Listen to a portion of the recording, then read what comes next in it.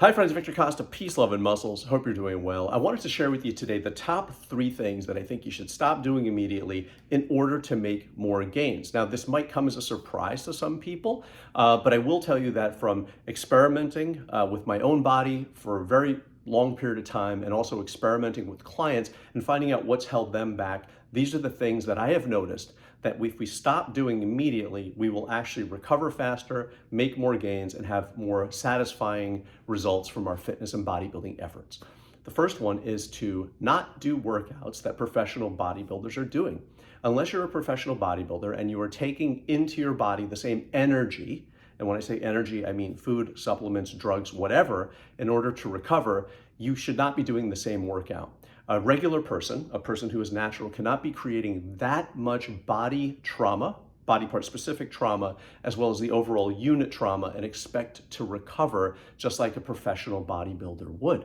What happens is we actually create too much damage or trauma and then wonder where our gains are, that our gains are not coming. That's because the body is continuously fighting. It is continuously at a disadvantage, and it's because we are not learning about how our body heals and recovers, and we're just focused on creating too much trauma.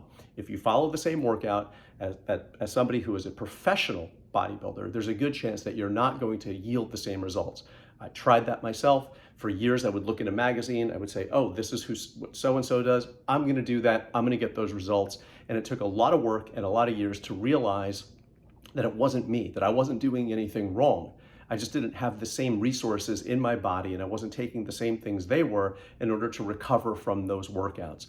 A lot of people feel down on themselves because they say, hey, I'm doing the same workout as so-and-so, and I'm not yielding those results, because there's a backstory to what they're actually doing to recover. You have to find a workout that is right for you, and you have to figure out how your body heals.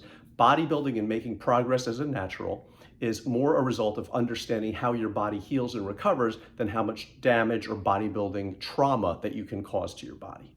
Peace, love, and muscle to that. Number 2, rest days. A lot of people feel like if they take an extra rest day, that the entire universe is going to fall apart. I will tell you that what I've learned is that most people are actually overtrained and undernourished. And when you feel like you need to take a rest day, in other words, you are tired, and I don't mean tired from the neck up, I mean from the neck down. Tiredness is expressed and experienced over here, laziness from here up. That's how I generally think. And I've had to train myself to have the courage to recognize that when I am tired, and I mean not healed, not recovered, there's too much body part specific trauma, or I'm sore, or there's too much body unit trauma. I've been training too hard, not eating enough, not sleeping right. I have to have the courage to say to myself, this rest day that I should take is really going to fortify my body in the long term.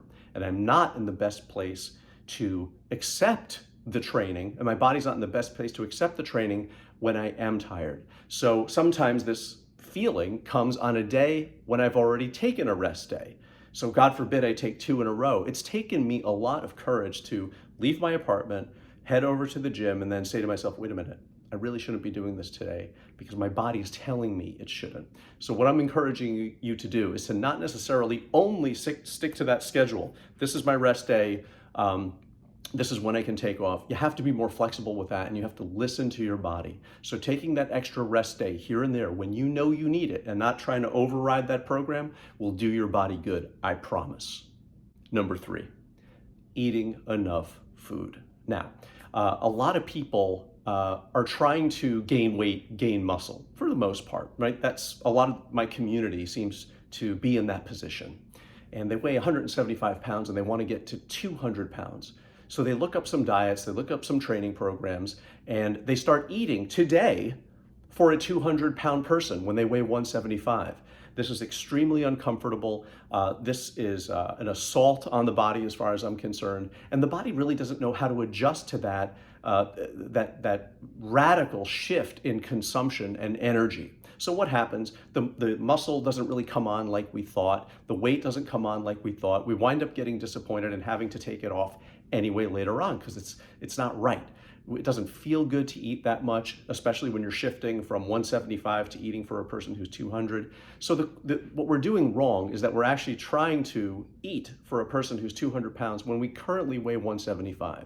A better objective is to eat for someone who weighs 176 or 177 or 178. That way, you're consuming a little bit more, the body can understand and digest what you're trying to accomplish rather than being bombarded by too much.